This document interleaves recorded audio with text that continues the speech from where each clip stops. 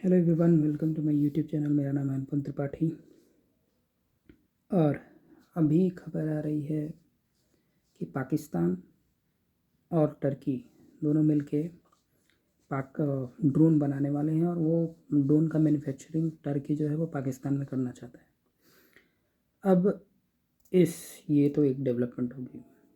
अब इस डेवलपमेंट को टैकल करने के लिए या फिर इससे पहले से ही एक डेवलपमेंट आ रही है कि इंडिया और इज़राइल पहले, अगर going to the history, Israel इससे पहले 2018-22 तक, 2018-22 नहीं, 2014 से लेके 2018 तक इज़राइल जो है वो इंडिया को एक्सपोर्ट करता था ammunition, defence and ammunition export करता था। और वो एक्सपोर्ट वैल्यू थी जो इंडिया के टोटल इंपोर्ट के 34 to 39% के बराबर थी। मतलब Israel was almost the biggest defence exporter to India. मतलब उससे ज़्यादा कोई एक्सपोर्ट इंडिया को करता ही नहीं था। बट 2018 से 22 के बीच में ये घट के हो गया था 9%। और उसके बाद फिर अभी 2022 से 25 के बीच में ये घट के आ गया है 5%।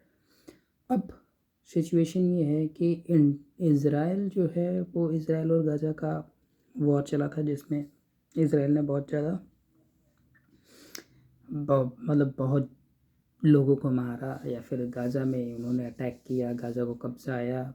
तो ये सब देख के कुछ पॉइंट तक तो मोस्ट ऑफ द कंट्रीज़ जो थी वो साइलेंट थी कि भाई ठीक है। स्टार्टिंग में फिर जैसे जैसे इज़राइल ने बहुत ज़्यादा ये कर दिया तो मोस्ट ऑफ द कंट्रीज़ जो हैं वर्ल्ड की, चाहे वो अरबियन कंट्रीज़ हों, चाहे वो अफ्रीकन कंट्रीज़ हों, चाहे वो यूरोपियन कंट्रीज़ हों, या फिर अमेरिकन हो, south American, north American countries, most of the countries में लोगों का परसेप्शन ऐसा हो गया और गवर्नमेंट ने ऐसा परसेप्शन बना लिया है, या फिर ये बोल दिया है इसराइल को कि we are not going to buy anything from Israel. हम कोई भी इज़राइल से डिफेंस डील नहीं करने वाले। अब इसके बाद इंडिया अगर पूरे वर्ल्ड में देखा जाए तो डिफेंस की डील करने वाली, या फिर डिफेंस के इक्विपमेंट्स या फिर एम्यूनिशन इंपोर्ट करने वाली, अगर जो दो दो दो बिगेस्ट कंट्रीज जो हैं उसमें है एक यूएई, यूनाइटेड अरब एमिरेट्स, और दूसरा है इंडिया। इन दोनों से ज़्यादा कोई भी इंपोर्ट नहीं करता है। ये दोनों कंट्रीज़ बहुत ज़्यादा इंपोर्ट करते हैं। तो इज़राइल को इंडिया का मार्केट चाहिए था। अब इंडिया क्या कर रही है, हम जा रहे हैं स्ट्रेटेजिकली, हम ऐसा कर रहे हैं कि भाई India is pushing towards make in India.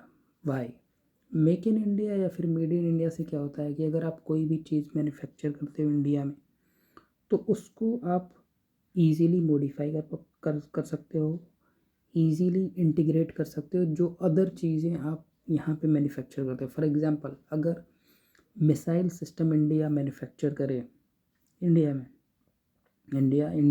अपनी मिसाइल्स मैन्युफैक्चर करे। दूसरा, अगर इंडिया में फाइटर जेट्स भी बनने लगे आगे जाके, या फिर मिसाइल डिफेंस सिस्टम जो बन रहा है, तो उन डिफेंस सिस्टम में या फिर वो जो फाइटर जेट्स इंडिया बनाएगा या फिर जो हेलीकॉप्टर्स बनाएगा उसमें इंटीग्रेट करने में, क्योंकि टेक्नोलॉजी, दोनों की टेक्नोलॉजी आपके पास है, दोनों टेक्नोलॉजी आपने डेवलप की है, you know very well how to integrate. लेकिन जब आप वही चीज़ बाहर से ख़रीदते हो तो अगर टेक्नोलॉजी ट्रांसफ़र नहीं होता है देन इंटीग्रेशन में बहुत सारी प्रॉब्लम होती है। For example, Rafale fighter jet में अगर हमसे बोला जाए कि आप ब्रह्मोस कैसे यूज़ करोगे, ब्रह्मोस को इंटीग्रेट कैसे करोगे, वो टेक्नोलॉजी हमारे पास नहीं है, क्योंकि हमारे पास टेक्नोलॉजी का ट्रांसफ़र नहीं हुआ है फ्रांस से। अगर हम ब्रह्मोस को राफेल में इंटीग्रेट करना चाहें, अनटिल एंड अनलेस फ्रांस के, हमें ब्रह्मोस को फ्रांस में ही भेजना पड़ेगा, क्योंकि वो यहाँ आके इंटीग्रेट नहीं करेंगे। वो बोलेंगे कि भाई हम वहाँ पे आएंगे, देन हमारी टेक्नोलॉजी रिवील हो जाएगी, हम ये टेक्नोलॉजी ट्रांसफ़र नहीं करना चाहते, then that could be another reason. मतलब मैं एक एग्जांपल लेके बता रहा हूँ।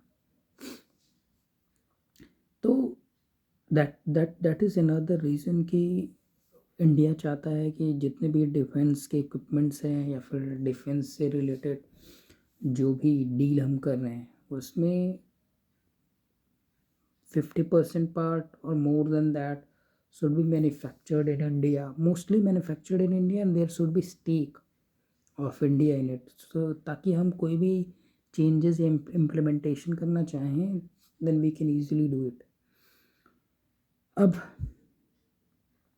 इसराइल के पास कोई मार्केट बचा नहीं था, देन इसराइल ने इसराइल के अगर जो न्यूज़पेपर्स हैं या फिर इसराइल के जो न्यूज़ चैनल्स हैं, इसराइल की जो भी रिपोर्टिंग होती है, वहाँ पे इसराइल में ये रिपोर्ट हो रहा है कि इंडिया के साथ अग्रीमेंट्स ऑलरेडी साइन हो चुके हैं, MOUs ऑलरेडी साइन हो चुके हैं, दोनों कंट्रीज़ ने अग्रीमेंट्स वगैरह सब कुछ साइन के लिए बस डिक्लेरेशन बाकी है।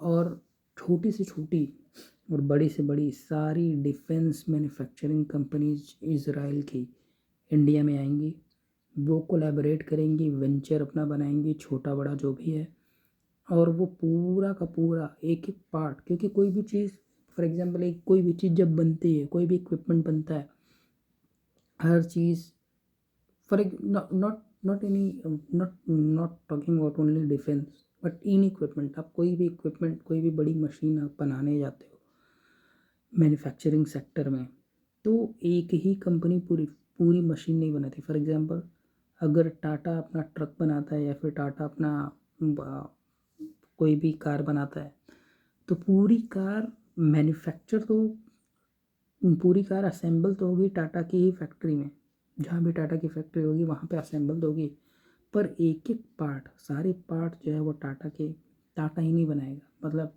एक्सल टाटा नहीं बनाएगा, जो एक्सल रॉड आती है वो टाटा नहीं बनाएगा, जो हुक्स आते हैं वो टाटा नहीं बनाएगा, स्टीयरिंग्स के जो रॉड होते हैं वो टाटा नहीं बनाएगा। मतलब जो टाटा बना सकता है वो तो टाटा बनाएगा, बट अपार्ट फ्रॉम दैट जैसे इंजन्स, ये सब चीज़ें जो है वो टाटा अलग अलग कंपनीज़ को देता है कॉन्ट्रैक्ट कि आप ये बनाओ, आप ये बना, आप ये बना, एंड देन फाइनल जब सारी चीज़ें हमारे पास अवेलेबल होती हैं फैक्ट्री में, then Tata assembles it. That's how it works.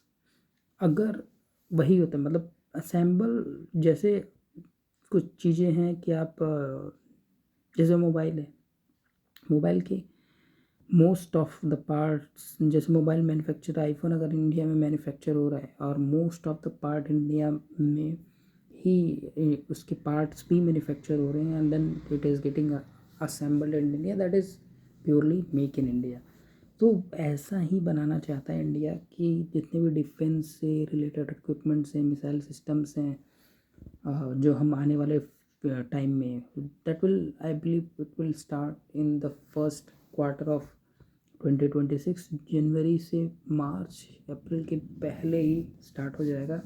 और न्यूज़ेस आने लगेंगे कि इंडिया में कौन कौन सी कंपनीज, इसराइली कंपनीज आ रही हैं और वो क्या क्या हम मैन्युफैक्चर करने वाले हैं। मोस्टली जो न्यूज़ आ रही है उसमें हम most of the defence equipments, guns वगैरह बनाएंगे ही, इसके अलावा मिसाइल सिस्टम बनाएंगे और ड्रोन्स बनाने वाले हैं। तो ये सारी चीज़ें अब धीरे धीरे इंडिया में मैन्युफैक्चर होना स्टार्ट हो जाएंगे जैसे।